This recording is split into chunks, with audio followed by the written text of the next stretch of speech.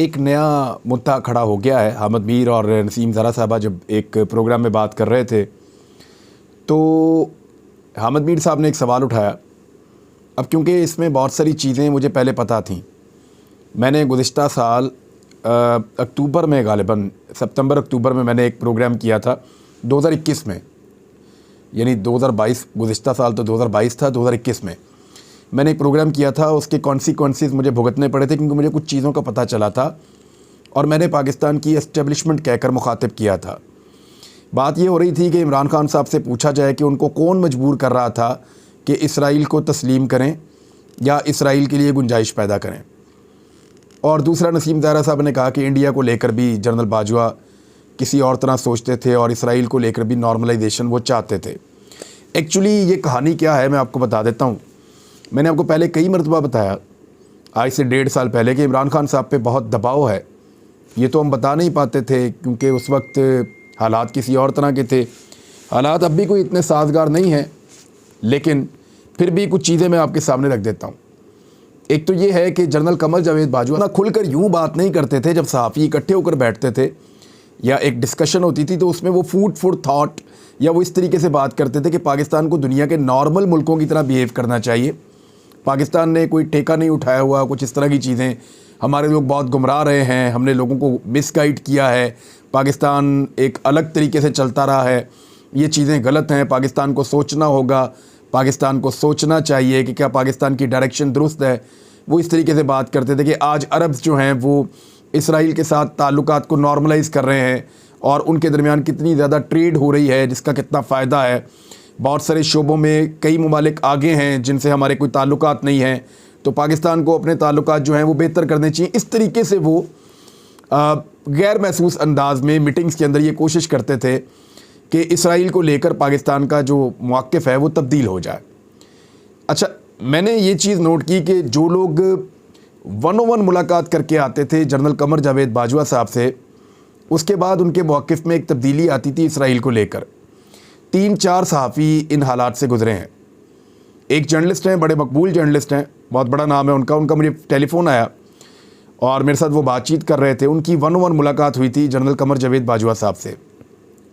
मैं नाम उनका नहीं लूँगा अभी, वो फिर मुश्किल में पड़ जाएंगे। और उन्होंने मुझे कहा कि जनरल साहब तो ये सोचते हैं कि इसराइल के साथ ताल्लुकात नॉर्मलाइज़ किए जाएँ। तो मैंने कहा सोचने से क्या फ़र्क पड़ता है, पाकिस्तानी तो इसमें नहीं मानेंगे। कायद-ए-आज़म मोहम्मद अली जिन्ना का एक मौक़िफ़ था और हर पाकिस्तानी का एक मौक़िफ़ है, और जब तक कि फ़लस्तीनियों को उनका हक़ नहीं मिलता हम अपने मौक़िफ़ पे कायम रहेंगे। जैसे कि हम चाहते हैं कि कश्मीरियों को उनका हक़ मिले। तो एक बात ये भी आर्गूमेंट के तौर पे की जाती थी कि कश्मीरियों के हक़ के लिए अरब्स क्योंकि वैसे खड़े नहीं होते, तो हम फ़लस्तीनी जो कि अरब्स हैं उनके हक़ के लिए उस तरह से क्यों खड़े होते हैं। ये भी एक बहस शुरू की गई थी और इस किस्म की चीज़ें जो हैं वो की गई थी।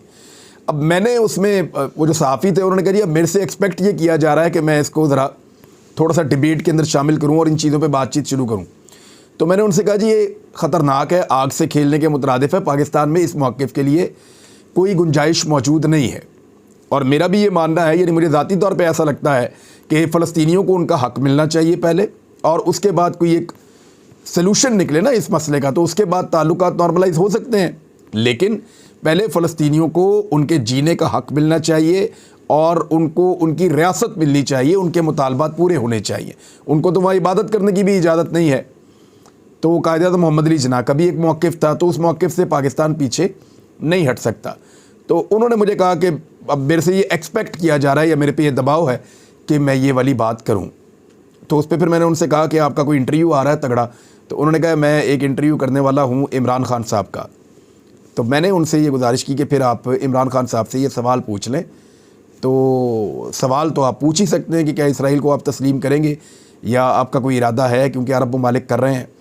तो इस तरह उन्होंने वो सवाल किया। और एक और सहाफ़ी हैं, वो उनकी भी 1-on-1 मुलाकात हुई। उसके बाद उन्होंने बाकायदा एक प्रोग्राम कर दिया, उनके लिए काफ़ी मुश्किलात पैदा हो गई। एक और सहाफ़ी हैं, उन्होंने ट्वीट कर दिया था, एक और साहब हैं उन्होंने प्रोग्राम कर दिया था। तो जब जनरल कमर जावेद बाजवा साहब से लोग मिलते थे तो वो कन्विंस करते थे, उनको अल्फाज मुझे नहीं पता क्योंकि मुलाकात तो उनकी होती थी, मेरी तो 1-on-1 मुलाकात नहीं हुई। लेकिन मैंने ये महसूस किया कि उसके बाद इसराइल के लिए एक गुंजाइश पैदा करने की कोशिश पाकिस्तान में की जा रही थी, जिस पर तंग आके इमरान खान साहब ने 2021 में ये कहना पड़ा उनको कि भाई मैं अपने अल्लाह को क्या जवाब दूंगा अगर मैं इस जगह पे आके ये कर लेता हूँ। तो इसके बाद इमरान खान साहब की तरफ से जब ये इतना सख्त मौक़िफ़ आया तो फिर खामोशी पैदा हुई। लेकिन इसके बावजूद जब मुलाकातें होती थीं सहाफ़ियों की जनरल कमर जावेद बाजवा साहब से, तो वो अरबों की मिसाल ज़रूर देते थे कि अरब सबके साथ ताल्लुकात बना रहे हैं, वो इसराइल को भी तस्लीम कर रहे हैं, तो हम पीछे रह गए हैं। तो इस किस्म की वो बात करते थे।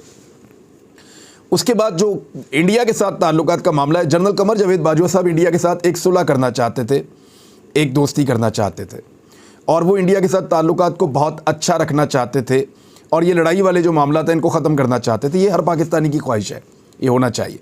लेकिन जनरल कमर जावेद बाजवा साहब ये कहते थे कि कश्मीर को आप फ़िलहाल भूल जाएं, साइड पे रख दें, क्योंकि अगर आप कश्मीर को सामने रख के बात करेंगे इंडिया के साथ और मुज़ाकरात करेंगे और आगे बढ़ेंगे तो फिर हम आगे ही नहीं बढ़ पाएंगे। जब आप कश्मीर को फ्रंट पे रखते हैं कि भाई ये कश्मीर का मसला पहले बैठ के हल कर लेते हैं, फिर बाकी मसाइल हल कर लेते हैं, तो फिर भारत बैठता ही नहीं है और वो फिर मसाइल सारे वहीं के वहीं रह जाते हैं। ये बाजवा साहब को एक बड़ी दिक्कत थी। पाकिस्तानी ये चाहते हैं कि कश्मीर का मसला हल हो जाए। भारत का भी ये मौक़िफ़ है कि पाकिस्तान कश्मीर पे बाद में बात करेंगे, पहले दीगर इश्यूज़ के ऊपर तिजारत पे बात करते हैं, मिलकर आगे बढ़ते हैं, कोई और चीज़ों पे बात करते हैं। तो भारत की ये ख्वाहिश होती है हमेशा से। तो बाजवा साहब उससे मिलती जुलती ख्वाहिश का इज़हार करते थे। हम एक मीटिंग कर रहे थे तो उसमें मैंने ये बल्कि मैंने भी उसमें प्रोटेस्ट किया, कुछ और सहाफ़ियों ने भी आवाज़ उठाई, बल्कि हमने ये कहा कि इतने साल तक कौम जो है वो कश्मीर की आज़ादी के लिए करती रही है और अब कश्मीर के नुक्ते को पीछे छोड़कर, तो उन्होंने कहा कि कब तक हम जो है वो गुमराह रखेंगे लोगों को। इस किस्म की उन्होंने बातें की।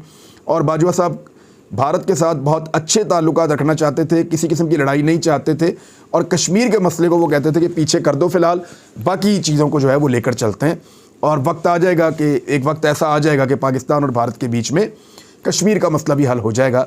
ये बाजवा साहब का सोचना था। तो ये जो खबरें आ रही हैं ये बिल्कुल गलत नहीं है, ऐसा नहीं है कि हर चीज़ गलत है, इसमें कुछ चीज़ें दुरुस्त हैं और कुछ चीज़ें मैंने सुनी हैं और कुछ चीज़ें मैं जानता हूँ सोर्सेज के ज़रिए से। बहरहाल ये मैंने आपके साथ शेयर कर दिया। और भी बहुत सारी चीज़ें आपको फ्यूचर में बताएंगे कि अमेरिका को लेकर, अमरीकी अड्डों को लेकर, अमेरिका अगर पाकिस्तान की फ़िज़ाई रस्ते इस्तेमाल करना चाहता है तो इन चीज़ों को लेकर जनरल कमर जावेद बाजवा ने मुझे क्या जवाब दिया था, और फिर मैंने ही सवाल उठाया था, तो फिर उसके बाद जनरल फैज़ हमीद ने क्या कहा था। फिर कभी मौका मिलता है तो उस पर हम बात करते हैं इंशाल्लाह।